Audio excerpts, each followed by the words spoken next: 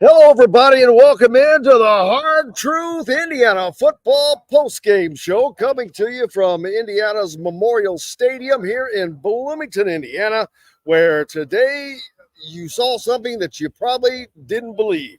Jim Coyle with you, Coach Shannon Griffith as well. We're going to see if Matt Taylor can join us in a little bit. I think he might be on his way home, but welcome in to the postgame show. And Coach, did you see that truck that came through Bloomington about an hour ago?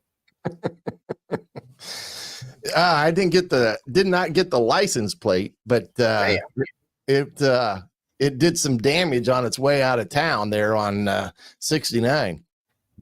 I am telling you, that was a beat down. That's just an old-fashioned ass whipping. I mean, there's no other way to say it. And I would only say that because there was all of this talk, two things, about Indiana playing a weak schedule, haven't played anybody, and now you got to play Nebraska. They're the seventh best defense in the country, and yada, yada. I was on a Nebraska show the other night, and they wanted to talk about that a lot. And I'm like, oh, yeah, okay. I said, have you seen Indiana play? Have you seen that offense they have? I said, it's pretty spectacular. But I think that whatever and whomever the people are that are still non-believers, you might have something wrong with you. Go to the doctor on Monday. But Indiana should have put any and all questions to bed today. This was the seventh ranked defense in the country. They had not given up a rushing touchdown on the season. Indiana, on their first drive, knocks that out of the book. Then they add, what, two five more on the day? Two more, three total. Yeah, I think three total touchdowns. But they also, Nebraska only gives up 84 yards a game on the ground coming into today. Indiana surpassed that in the first half. They, I think, doubled it. They had more passing or receiving yards at the half than Nebraska had in total yards. So all the talk about Nebraska's defense, it was more Indiana's defense, but Nebraska's offense, it's not that great. I said that on the show last week. They were 10th in passing, 10th in rushing. So they were just leaning on that defense, and which they are a good defense, but this is an exceptional offense. It is an exceptional team. And it was a team. The picks today, everything was just huge. Indiana did everything right, but they've been doing that all year, Coach. They're not making mistakes, and therefore they are not beating themselves. No, and we talked a little bit about that on Thursday when we were, analyzing this game from the standpoint of what Indiana was going to have to do, and they went out and did it. When Urban Meyer tells you that Indiana is one of the best coach teams in the country, he's not fluffing it up for viewers. Let's just put it that way, because he's not. And the country got a good taste of what Indiana's about today. They put all the perception views about them to bed with their, like you called, the behind the woodshed ass kicking that they gave Nebraska today. I think Nebraska was surprised, in all likelihood, they were surprised, shell shocked. Yeah, Indiana exposed Nebraska today. They were 5-1. Nebraska was 5-1, and everybody was like, okay, Nebraska's back. And anybody out there would probably think that, just because of tradition would say that. But whatever that was just got left in Bloomington because they got exposed. Their wide receivers could not get open today. The only thing that was good for them today was Raiola was able to avoid about 7 sacks today. The bad thing for them, he threw 3 picks, and that's what I said you get with a freshman at quarterback in these type of games, is you get big mistakes, and he made a lot of them today. And Indiana's defense, bend don't break at times, but for the most part dominated the whole day and gave IU's offense great field position. But Indiana had like 4 drives of 75 yards plus or more on the day. So they were able to drive the field when they needed to. And when IU's defense set them up with field position, they took advantage of it. I think they're up to like 42 points off of turnovers now on the year. So is that per game? Well, yeah. Well, that was kidding. Yeah, I know. But, these are some of the things that good teams do. And when you got a good team and your defense is getting turnovers, and you're getting points off of it, it's like you might as well double that against the team you're playing, because that's about what it feels like. Yeah, I was also finally wrong about something with this football team, Coach. Okay. What? Yeah, what were we wrong about? No, I was finally wrong about something on this football team. What were you wrong about? What were you wrong? I didn't think they were going to put 40 points on the board today. No. And they didn't. They put 50, 56. I'm like, wait a minute. All this talk that Indiana hasn't played anybody. Oh, well, it's funny. They went out and treated Nebraska as if they were UCLA or if they were Northwestern or if they were Maryland. And so what does that say about Nebraska when they get beat worse than any of those teams got beaten by Indiana? All of those teams scored more points on the Hoosiers than Indiana did. Northwestern put more points on the board than Nebraska did. They didn't give up that many points. Nobody gave up that many points. Nobody's other defense gave up that many points. This team is just a relentless team. And that's a great word. They're relentless. They don't stop. Mm-hmm. It's a 4-quarter game. When you play against Indiana, you better know that it's a 4-quarter game. I don't care if the score's close or not. As you can see, 56 doesn't matter. They got 40. It doesn't matter. They need 50. Oh, 50. That's not enough. Let's make it 56. The King, Rick Bozich, walking by. Rick Bozich. Hi. How was that for? Rick has been around IU sports for a long time. Is that possibly the biggest big-time win that Indiana's ever had? Yes.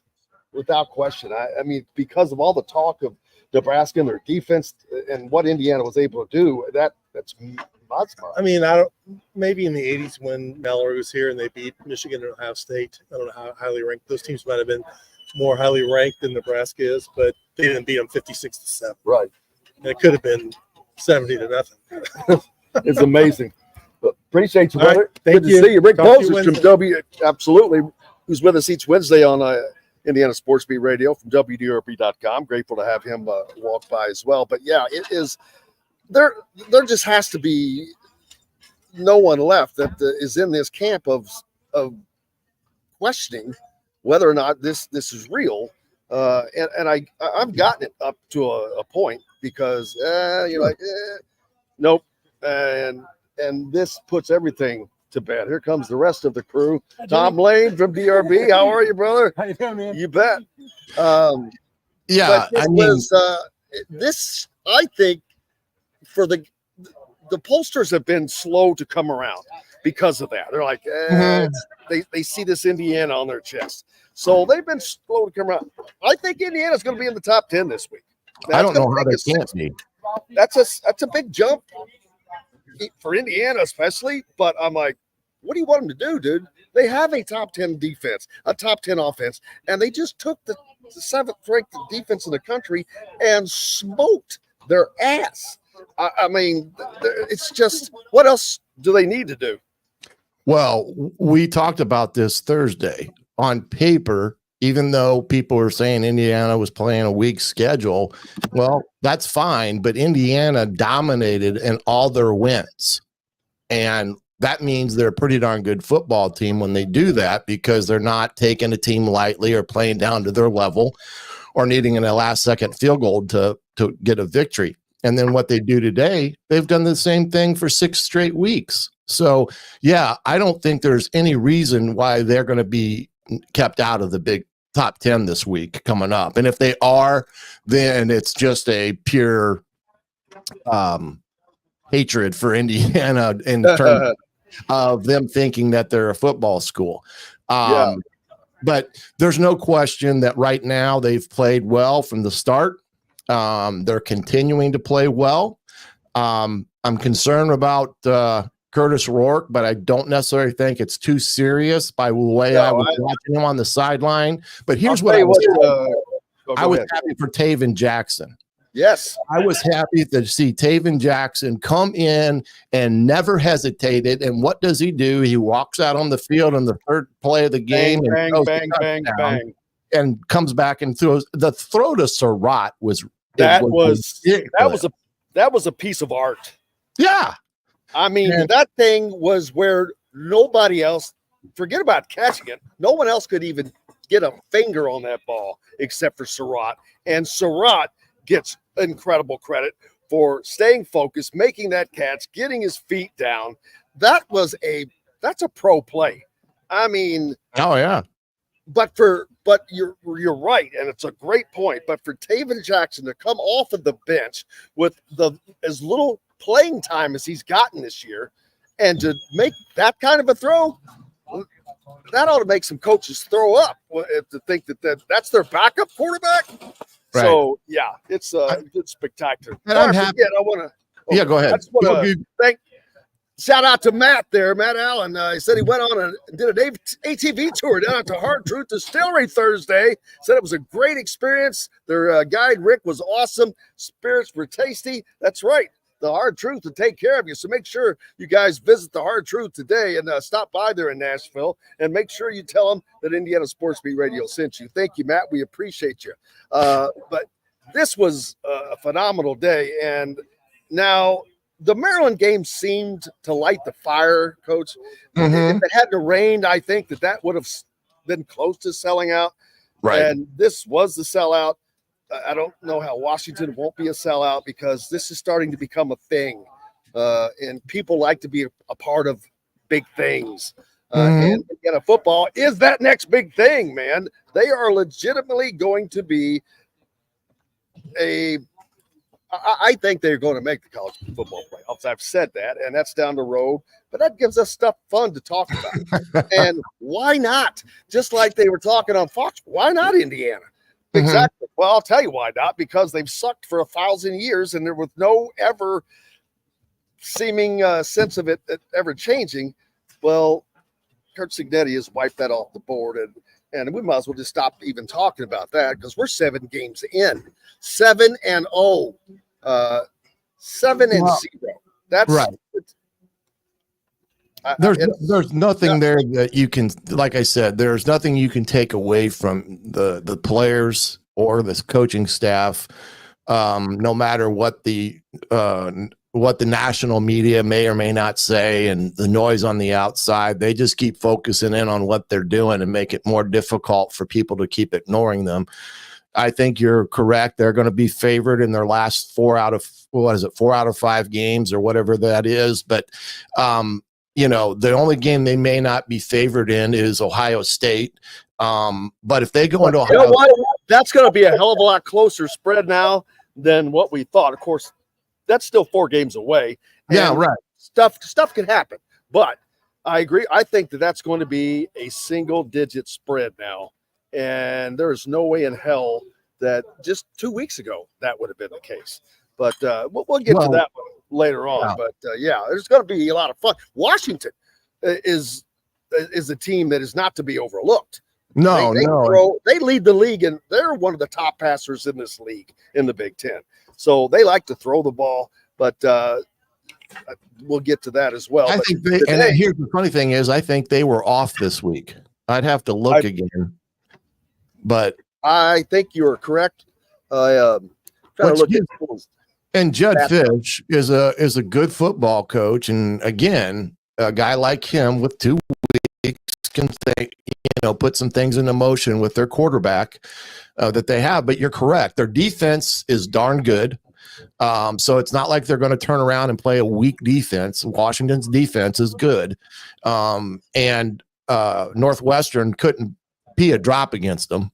And their offense, with what is probably their weakest side of the ball, but Judd Fish has done a good enough job to keep them a viable opponent because of what he can do in creating mismatches and such. That's unfortunately, I pulled up the damn basketball schedule. I was trying to pull Washington's I'll schedule look it up. But anyway, I think you may be right that they were off, but either way, it doesn't matter. Nebraska had 2 weeks off before this game, as did Indiana. So we saw Indiana come off of a bye. You can't say they don't look better. They just, because of just what they, on the backs of what they just did against Nebraska. So obviously the bye was helpful to Indiana, but did they look that much different? They look pretty much the same, is the funny thing.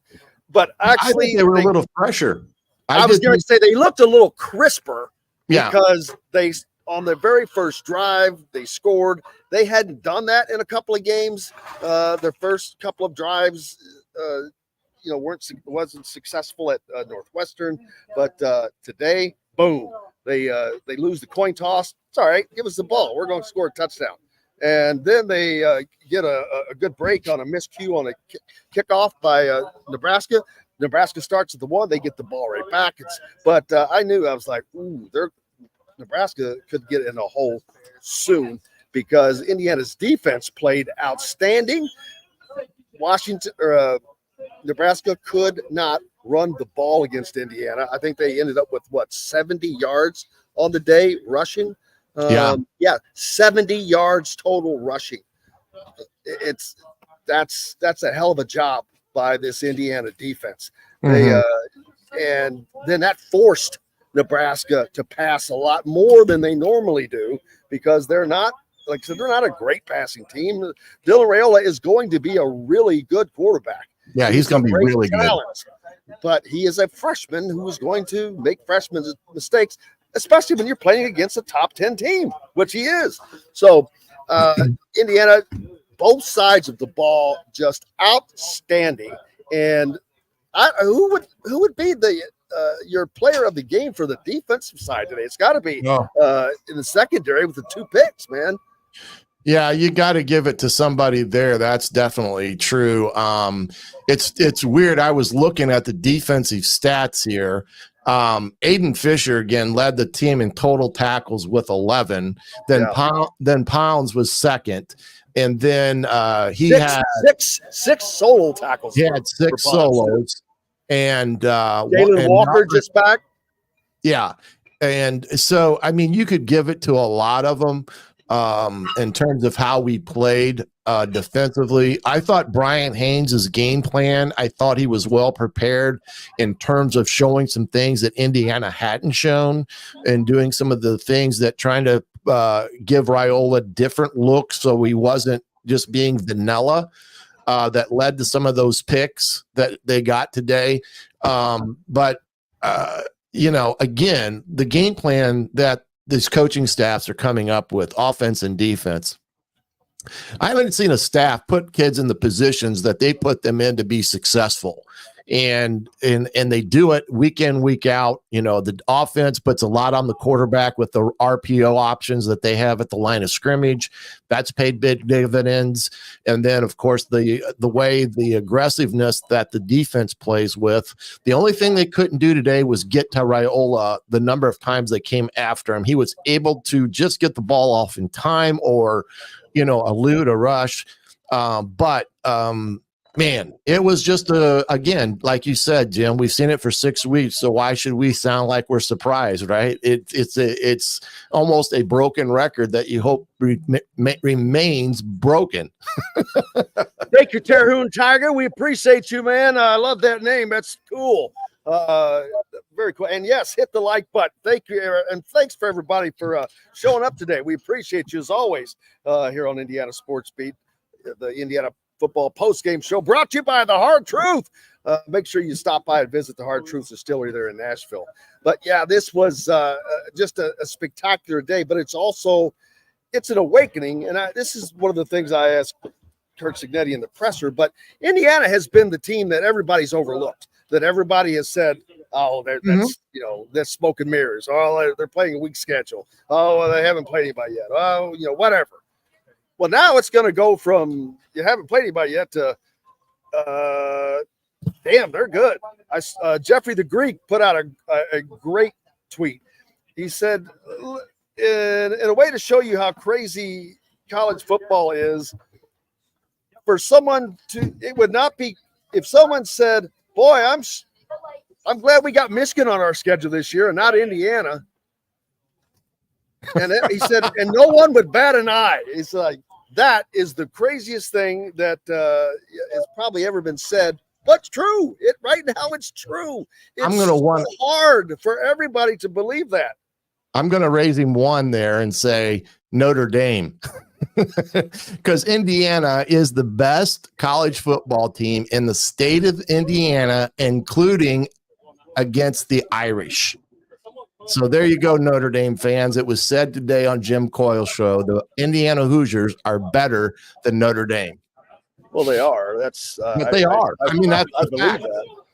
Well, Notre Dame lost at home to Northern Illinois. Indiana hasn't trailed in a game this year. Still, after 7 games, the only team in the United States in college D1 that has not trailed in a football game. And haven't given up a touchdown or any points in the first quarter. That's crazy. All of these things they're doing is mind-boggling because it's not just one thing. It's all of these different things. And that is probably why it's so hard it's not hard. It is hard for me to believe. I'm not going to lie, but I expected them to be good. I expected them to win this game today, but I did not expect it to be a 56-7 game. I will tell you that all day. I thought that they would win by 2 scores. I didn't know if it was going to be 10 or 14, but I did not expect a 49-point margin. Las Vegas is finally just going to have to throw their hands up and say, all right, to hell with it. Indiana minus 28 next week or whatever. One of those Oregon spreads. But you think about it, though, when that line came out that Indiana was a 6.5-point favorite, it moved to 7 a little bit earlier today. Then I think it dropped back. But they had the over-under at 55.5. So if you took Indiana and gave Nebraska 7, you were a winner. And if you bet the over, you were a winner. But Indiana's been a slot machine. If you've been betting, I didn't bet. Somebody asked, I'm like, no, I didn't bet. I always put a little wager down on the side. I would have liked to. I didn't. I was too much running around. Too much. Oh, well. I'm a terrible better. The only thing I bet well on this year has been Indiana. I'm not going to lie. So there's that. And here's another thing that you would have thought of today too. And these type of games against a tradition-rich team, whether it's Nebraska, Michigan, Ohio State, we always probably would have thought, hey, if we can get the moral victory out of this game and be close and make it a ball game into the fourth quarter, then hey, that's pretty good for Indiana. Now we're getting spoiled here by this offense rolling up the point total of 48 point plus games that now it's a crazy thing to think about. And that's kind of what I think Urban Meyer was alluding to today. It was great to be in Bloomington and in a stadium that was 95% Indiana, because he said he'd been there 7 times and had been full, but it was all Ohio State fans. And we had talked about that. And having a full crowd there today, the students came out in droves. The crowd, the former alums and those that are in and around the area came out in droves, and the Hoosiers delivered with a mammoth win, and did it in a style that probably left everybody's mouths a little open, even as they walked out of the stadium today. So. Kudos for Coach Signetti and his group of guys that they were able to put a product on the field that's fun to watch. Absolutely, and it's going to continue to be fun. I hope that they can get some fans that will follow them on the few remaining road games. Now, of course, getting a ticket at Ohio State is not going to be easy, but and maybe not at Michigan State, but they're not playing so well, so you may be able to get some tickets there. Maybe the easiest spot for you to get a ticket to see. Hey, you got another comment there from Mr. James Wolf. It says Rourke is going to be okay. I got a pretty good look at it, probably a couple stitches, which is that's. Let me tell you something. That is the worst. Did he hit a helmet? Did he hit a helmet? Is that what happened on a throw? That's usually what happens with the quarterback. When they're following through and you hit a helmet. Yeah, well, it looked like a helmet or potentially a face mask, but what I think ended up happening was he split his fingernail. Oh yeah, and I did hear that. Bleeding so bad. But any time you get hit in the thumb, it's probably the worst place for a quarterback to be hit, because it's one of the predominant fingers on the throwing hand that you need to have. And if you watch these throws after that, they did not have that tight spiral. And that's because he probably couldn't feel it. It was probably swelling on him. And I thought maybe they took him out. They were up 28-7 and felt like, hey, it's not, there's no sense of risking this. Which was true. And pushing him into making a bad throw or turnover and stuff. And we've got enough confidence in Taven Jackson because that kid can play as well. And I thought maybe that was the decision that they had made.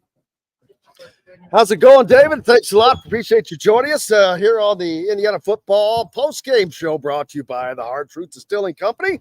Looking forward to getting back in the studios on Monday, because it's going to be a fun week to start. And this week we don't have to worry about a bye. We get to go into another game, so that'll be fun and a good game. I'm next week. Well, hell, next week's going to be a better game than this one was. And I'll tell you that. Washington will score more than 7 points. That I'll guarantee. Washington did have the bye. They did have a bye. They lost to Iowa last week, 40-16. And prior to the Washington game, they beat Michigan in Washington, 27-17. But that game doesn't surprise me now. But Rutgers beat them on the road. Iowa, they haven't played well on the road, I guess is what I'm trying to say. Iowa beat them 40-16. They had this week off, so they do have a bye. It seems like every team Indiana plays next has a bye. But those are the cards you dealt with, and Cignetti could give a what about whose schedule gets what. Absolutely. And I cannot wait for Indiana to go 11-1. Like I said, Curt Cignetti is going to be the national coach of the year. I wrote that down, and I've talked about that on the show, but yeah, I wish I would have written that down on in an article or something. Well, you still got time. No, it's kind of too late now, but I wrote it down, and I've talked about it. I wrote it on an envelope and showed it to Don Fish after the. Yeah, that's right. You did say that one night. So, and I had to dig through my bag the other night to see if I still had it. It took me a minute. I'm like, damn it, if that's gone, I'm gonna be mad. But no, I still have it, and looking forward to that, because Indiana's they're not done shocking the college football world. I don't think. I really don't. John went to the Rose Bowl in 1968. He was just 7 years old, and he said he is loving this. And the funny thing is, I don't know where Indiana's going to end up at the end of the year, because I truly believe they're going to go 11-1 and end up in the college football playoffs. Which, if that were to happen, I don't know how likely they would be to either host a game or go on the road for a game, because that is the difference this year with the college football playoffs moving to 12 teams. The bottom 8, the top 4 get byes, and then the bottom 8 all play, and they play at the higher ranked team play. Yeah, the next 4 at their place. Higher ranked. So you would have to be probably a higher ranked team to start with to get a home game, because your next game would be against the bye team. So they're going to need to be in that 8 to get a home game. But that would be off the charts nuts. But that would kind of be disappointing too. All this time we've waited for Indiana to be great and go to like the Rose Bowl or the Fiesta Bowl. And what's going to be the reward?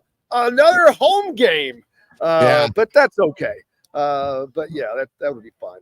But it's going to be wild to see how this season continues. They've got to stay doing all of the things that they have been doing, which is not beating themselves, staying humble and hungry, like Coach Cignetti says. continued to get better, but this defense is getting better. They just held a pretty good team to 7 points, a good Big Ten team. We've talked about, they have the freshman quarterback, and they were, a middle of the pack throwing team, middle of the pack running team, but they're still a really good Big Ten team. They were 5-1.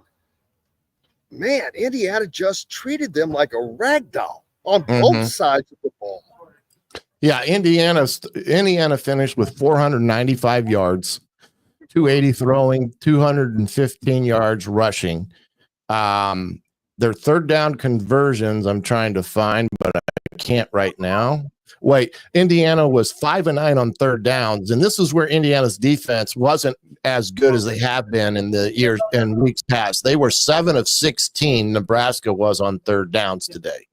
So that was the only thing that may have stood out in this ball game. And Nebraska had the ball for 32 minutes to Indiana's 27. So those are two statistical areas that Indiana, who had been winning those type of battles, really did not come up on top of those. And that's where the bend don't break defense came in today. And they end up making big plays when they need it with interceptions, because I don't know how many drives Nebraska had today of 10 plays or more. And I know it was quite a few, because they held the ball for over 7 minutes to start the third quarter. So that was crazy. Absolutely. A shout out to Rotus 21. I love fans that are great losers. I don't want to say losers. Great competitors. That's a better word. That just enjoy what happens, and like, oh, you know what? All right, boom. You got to give the other team that. I hate sore losers, and congratulations, Rotus. I appreciate you, man. Nebraska's gonna be fine. Indiana is just better than too many people think. Is the thing? They're not playing the Indiana of old. So once people get that out of their head that they're playing against Indiana, it probably won't sting as much. But again, appreciate you, Rotus. You guys are going to win games, and they're going to end up in a bowl game. They're one game short of bowl eligibility right now. They're just waiting to get that other win. So that's the only problem was after this game, they get to go to Ohio State next week. So it'll be interesting to see how that game plays out, because you will at least to be able to see some comparisons there on both sides of the coin. So that'll be an interesting ball game. Why can't? Well, and right there is a great follow-up to that. Why can't Bradley's asking me why you can't go undefeated? Well, there's nothing to say they can't go undefeated. I was just trying to not go completely off the reservation and call for a 12-0 season, because going to Ohio State is going to be tough, because it's 100,000 people. It's a hard place to play, just the environment. They're a good team, but I'm looking forward to seeing what happens with Ohio State and Penn State, Ohio State and Nebraska. Like you said, I don't think that Ohio State's going to have any problems winning that game, but it's definitely going to be a great comparison. Where's that game being played? It's at Ohio State, so Nebraska has to go back-to-back weeks on the road playing top 25 teams. So that's rough. Yeah, it's a rough one. That's for sure. But to answer the question, they're in the game that Indiana's playing right now and how good they're playing. I think they can beat anybody at any time, at any place, if they can continue to doing some of the things that they've done. Now, their fight against Ohio State is the level of their athletes versus the level of Indiana's athletes, and that will ultimately be the deciding factor in some ways. I think that's what Urban Meyer said to you yesterday when you talked to him, and he said something, or you asked him the question, quite honestly, the same way that question was proposed about Indiana being able to match up against the premier talent in the Big Ten. And like he said, consistently, maybe not, but a one game at any time, anywhere, why, sure, they can match up against them. But and I'm summarizing that conversation. So if that's not adequately. No, that's pretty much you nailed it. He said, yeah, but the biggest thing I learned yesterday was when I was talking to Matt Leinart, and I asked Matt about because there's besides the schedule, the other thing that I'm kind of sick and tired of hearing about is that Indiana has solely been built off of transfers. And I'm like, wait a minute, have y'all not heard of Colorado or Indiana is not the only team that's using the transfer portal. Yeah, they brought several in, but there was a coaching change. Find me a team with a coaching change that does not have a big bump in your transfer portal. That's just how it is. And then, but all of these guys that were brought in were mid-majors. These guys weren't coming. They're not coming in from Florida. They're not coming in from Alabama. They're not coming in from Ohio State or Georgia. They came in from JMU. They came in from Ohio, places like that. Old Dominion, like Owlsbury. Old Dominion, yes, Old Dominion. And guess what? Curtis Rourke, the most efficient quarterback in the country right now at Indiana. Elijah Surratt, going to be one of the best. He's going to be all Big Ten. But I asked, is it more amazing that Indiana is doing it with these mid-majors? Or I forget exactly now what I asked him.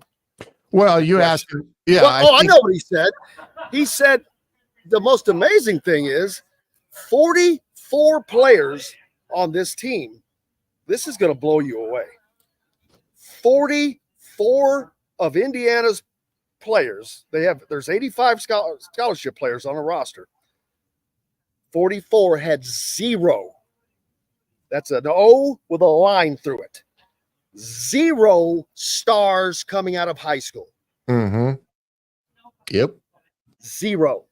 I don't know. I didn't know that was possible. Well, Surratt was probably one of them. But think about that.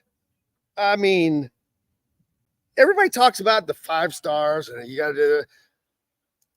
Kurt Cignetti is doing it with Fitz, the right players. They're not having a bit of problem. They're kicking people's asses like he said that they were going to do, and he's doing it with players that were at JMU or wherever else. I think that's utterly amazing. That is just utterly amazing.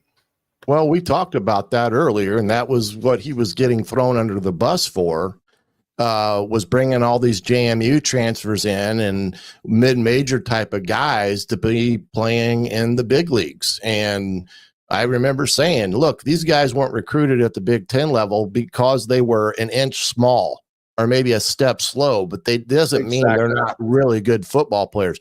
Why do you think that the Power 4 teams don't want to schedule the Mid-American Conference's top 4 or 5 teams? Because they know they'll beat their ass because they're pretty darn good. You know, that's like Toledo and some of the Northern Illinois goes and does it at Notre Dame. It's not because they're not good players. They're really good players. They're just not as big as they hoped to be when they came out of college. And I heard something that Urban Meyer said to you that I thought really hit home with me. He said it would drive him nuts seeing great players not play great, but he loved it when really good players played great. And he measured his coaching staff by that, and that's what he said about Indiana. He says they've taken really good players and they are making them play great. And I thought that hit the nail right on the head. Yeah, you said it earlier, but when Urban Meyer says that this is one of the best coached teams in America, I mean, he's won how many? 2 national titles? Him and Nick Saban, when they talk, people are like E.F. Hutton. They listen. You know, and I'm sorry, that's an old commercial back in the day. Oldie but a goodie. But there's some truth to it. And Saban even alluded to that same thing on College Game Day. They talked about Indiana more, and he talked about the how good Indiana's playing team football. and really rallying around the fact of good offensive teams and a good defensive team and sound and special teams. And when you got all three of those cylinders firing, that makes a tough team to beat. And that is exactly what Indiana is. Welcome in, everybody. Appreciate you joining us here on the Hard Truth Indiana Football Postgame Show. Jim Coyle and Coach Griffith with you here. I'm coming to you from Bloomington and Memorial Stadium here at the campus of Indiana University. Terry, I had to dig back through all the comments to find this because I saw his second one that he said, hey, what about what I said? And I didn't. So I had to pull this up, but he's predicting a win at Ohio State and a 12-0 season. And if he's right, he gets to come be a co-host, guest host with us on the Purdue post-game show. I don't mind taking that challenge, but let's see, we got to make it a little. Got to think of how to spice it up, but I'm easy. I don't mind. Just got to figure out how to get you down to the field. You may have, if you're not here, you may have to just join us via intranet, but that's, you know what, you're the only one that's threw it out there, so you get it, you win. If they go 12-0, Terry gets to come on and co-host. How about that? There you go. It's like Christmas here today. Everything's good. You get a car. That's right. You get a car. You get a co-host. You get a co-host. Yeah, let's make it a little bit affordable. Make it a little affordable. Yeah, exactly. But this is going to continue to put, I don't want to, pressure's not the right word, but Indiana basketball has to perform. Oh man. Yeah. The more this keeps going, boy, it's going to really make people think, okay, why aren't you all doing this? But that's a whole nother deal. And I don't. Well, I'll tell you what. I'll tell you this. Too much good positivity right now. Yeah, I'll tell you this much. When you have this going on, and those kids watching it and realizing what it means to win and what you get when you win, it can be contagious now. I'm telling you, it can be contagious, and it can make a basketball program want to capture the same energy, and it could all transpire into one big thing. So, yeah, I thought that was the Terry Davis. See, Terry's been on my show, and I told him after 10 wins, he could be a co-host. Look at him. He's making his rounds. That's right. At least I'm glad you checked it up a little bit for ours. Well, it's something special. That's right. He went to 12-0 for you. That's rookie. That would be that's going to be a big time show if that indeed happens. Oh wow! Well, hell yeah. And no, it's not something that I don't think can happen. I just, at the same time, as positive as I have been and am on this team, I'm also realistic. I know how damn hard it is to play in that stadium, to win in that stadium, to beat that team who is also very well coached and has really good players. And so I know it sounds like I'm talking out of both sides of my mouth about with the way Indiana is. It's a different setup. They are not. Ohio State's not set up like this. They're set up to use the 5 stars and the $30 million payroll or whatever it is. And we see that with Michigan. Does not mean that they can't win. So, and we've seen that with Michigan. They went and did what they did, but they had a huge drop off, and they're down. I think they're down to Illinois today, 6-0, and it's not a scoring fest, but it's still. Last I checked, I'll check that. It's 13-0 Illinois over Michigan with 2 minutes to go to halftime.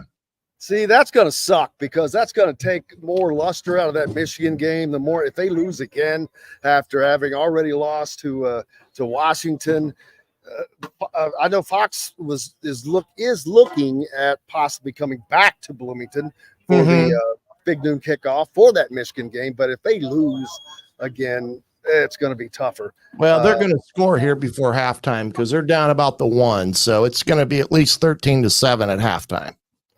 Yeah, and I was talking about the college football playoffs earlier. Ohio State is in the middle of every scenario because every scenario is going to involve Oregon, Penn State, Indiana, and Ohio State. And what is the one team that plays all three of those? Ohio State. They play Indiana, Penn State, and Oregon. They lost to Oregon. I think it would be better for Indiana if Penn State loses to Ohio State. No, you want Penn State to beat Ohio State because of two losses. I meant if Indiana was to lose to Ohio State.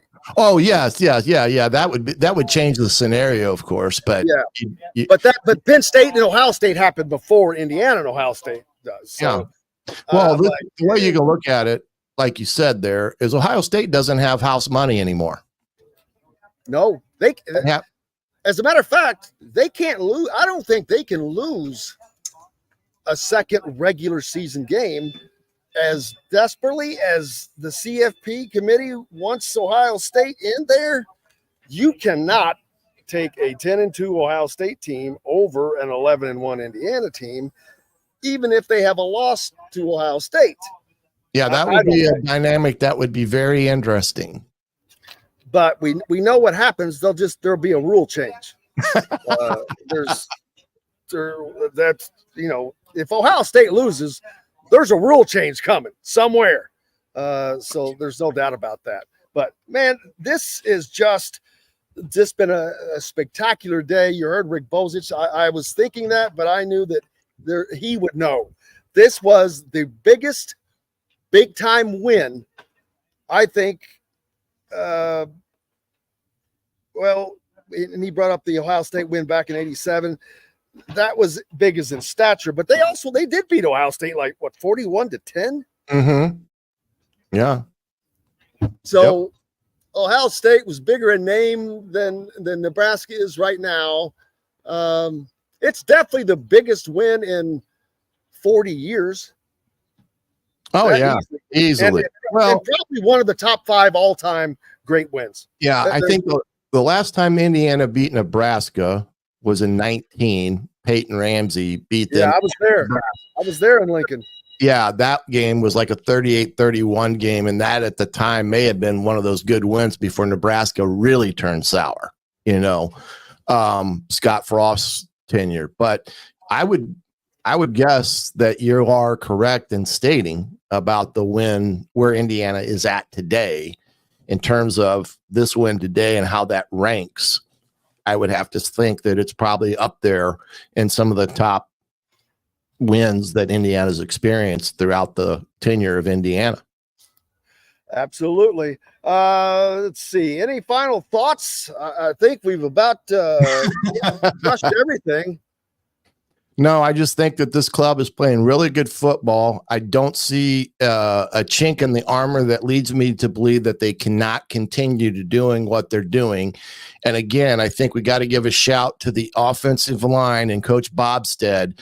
Out of every position at Indiana, the majority of that offensive line stuck at Indiana, and these kids that haven't had a success winning and had offenses that weren't great, and a lot of people pointing the fingers in their direction, have done nothing but perform superbly through the first 7 weeks of the season.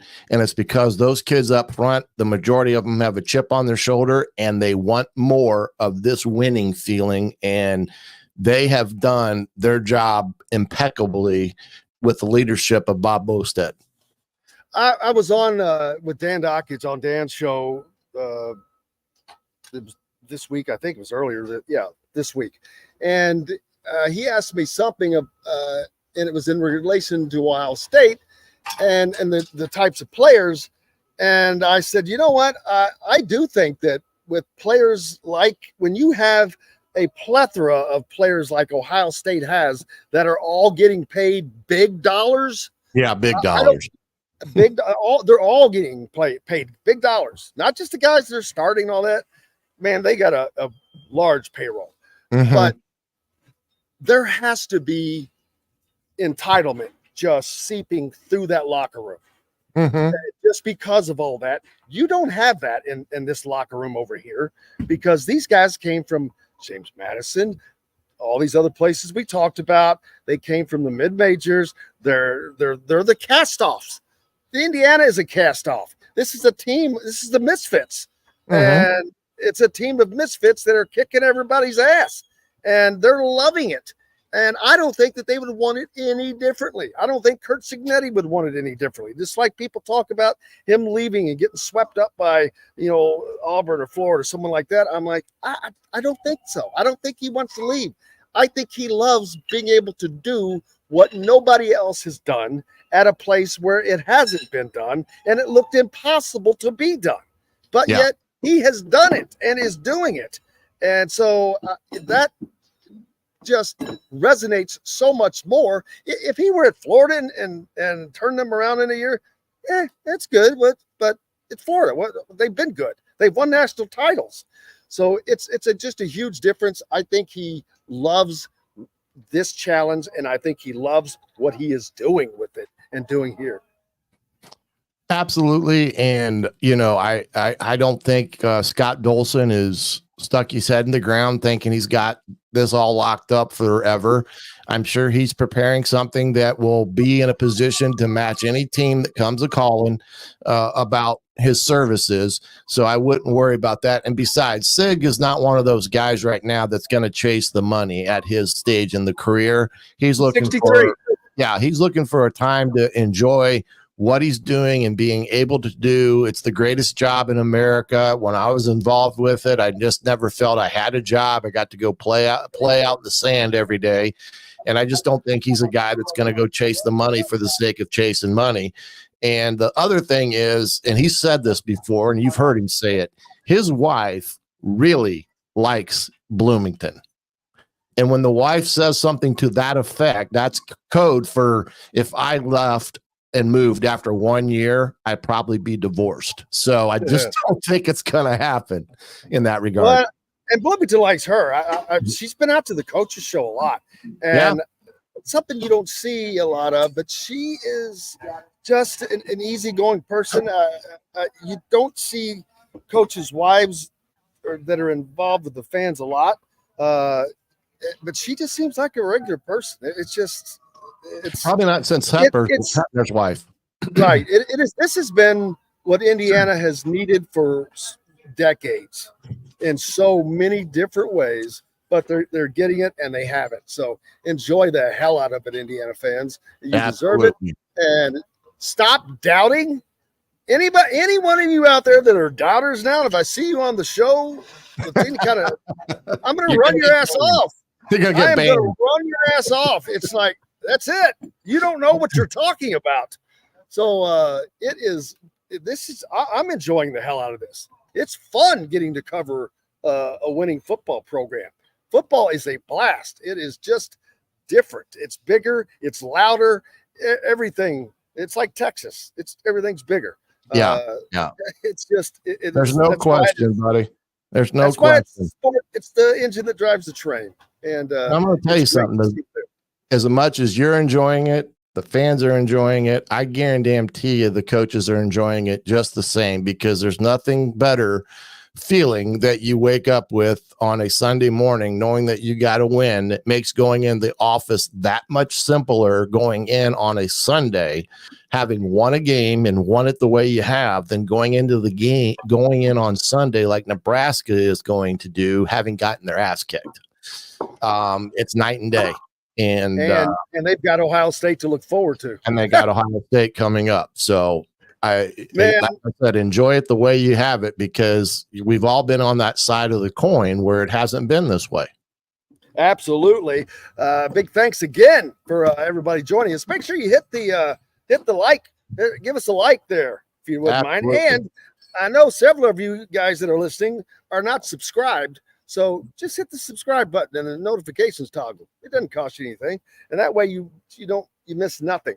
We've got post-game shows for basketball coming up as always. You've got Indiana Sports Beat Radio. It's on Monday through Friday. If you're not on in one of the areas where we're on radio, you can always listen to it on YouTube right here on this channel. So that way you don't miss a thing.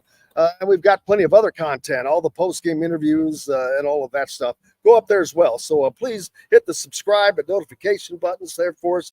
And throw a follow in on Twitter for me if you'd like, at Jim Coyle ISP, and at Coach Griff at Coach Griff 55. Or Hoosier Tailgate 55. Either one, you can get me there. And you can always find, when is Hoosier Tailgate? Is that on Thursday nights? We go Monday nights with the recap of Saturday's game, and then Thursdays we do the pregame or look at the next opponent, which I like to call the scouting report. There you go. The scouting report. Got to keep it real, my man. That's right. Well, man, Indiana made it real. Put some respect on Indiana football, please. There you go. That's what I think Indiana took care of that today. Absolutely. So, man, it has been an absolute blast. It is fun. You guys make it fun. Thank you all for letting us have fun, because without you guys, there's no reason for us to be here. Coach Griff and I would just be sitting here talking to ourselves. That's right. Nobody wants to hear that. But it has been an absolute blast. Thank you all so much for tuning in. As always, make sure you visit Hard Truth. They're in Nashville, Indiana. Great place to stop by. I'm sure most of you have been there. And if you haven't, you definitely need to go by. And most importantly, tell them that Indiana Sports Beat Radio sent you. Coach Griff, how can people find Hoosier Tailgate? Well, you can find it right on X, Hoosier Football, or Hoosier Tailgate is my Twitter handle. We're on YouTube, Hoosier Football Tailgate there. And you just look us up. We'll be there. Good time to use Google and use it like Sig did. Just Google me. If you're looking for Google when you're done, just look for Coach Griff. Yeah, just Google me. Yeah. You should get one of those shirts that if there's a shirt yet, the Google me shirt, and then add on and me too under it. Yeah, I should, but I'm sure Sig maybe have a patent on it now. If he doesn't, he sure missed a great opportunity. Absolutely. Coach Griff, I cannot thank you enough as always. Thanks for the cameo appearance by Rick Bozich. Always a pleasure. We'll see him again on Wednesday, and looking forward to that. I'm glad he got to be here to see that game, because that'll really give us something to talk about heading into that game against Washington next week. And we'll be talking about that all week on Indiana Sports Beat Radio as we lead up to that. Of course, Don Fisher will be with us on Monday, as he is each week. Greg Rakestraw will talk about the Colts, and Dustin DePirick. I know he was commenting on the game today as well, so we'll have plenty to talk about and throughout the week as we get closer to Indiana's next opportunity to go 8-0. That would tie the all-time mark by Indiana, and then anything after that is all them. No team has ever started 9-0 in Indiana. Then they'll be looking for double-digit wins. There's all kinds of things that we're still looking to accomplish, even though they've already broken so many records that they've had to go out and buy new books. The old ones are just tossed away, man. But throw them out. It's been a great day. Thank you guys so much. We greatly appreciate you. For Coach Griff, I'm Jim Coyle. Until Monday, I will see you on the radio.